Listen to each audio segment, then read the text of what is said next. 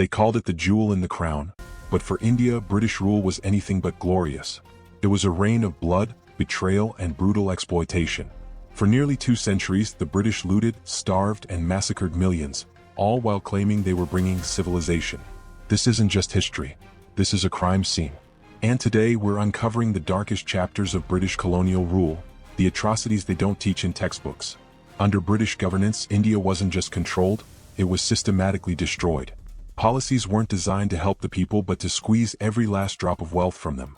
Take the Bengal Famine of 1943, one of the deadliest famines in history, not caused by drought, but by deliberate British policy.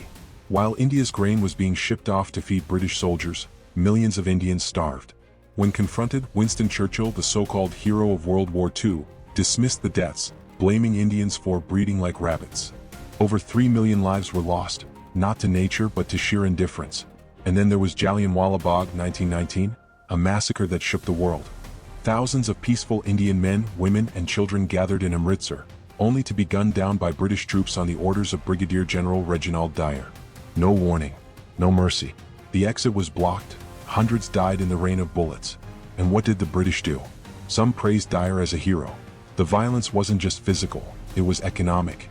Before the British arrived, India was a global industrial powerhouse, producing nearly a quarter of the world's GDP. By the time they left, less than 4%. The British deliberately crushed India's industries, flooding the market with their own goods while turning Indian farmers into forced laborers growing cash crops like opium and indigo instead of food. The result? More famines, more suffering, more death. Every time India fought back, the British responded with merciless brutality. The 1857 revolt, India's first war for independence, was drowned in blood. Entire villages were burned, thousands were hanged or shot, and rebels were tortured in ways too horrifying to describe. Resistance was met with collective punishment, public executions, mass floggings, and terror designed to break the spirit of the people. Even at the end, when India finally neared freedom, the British ensured chaos.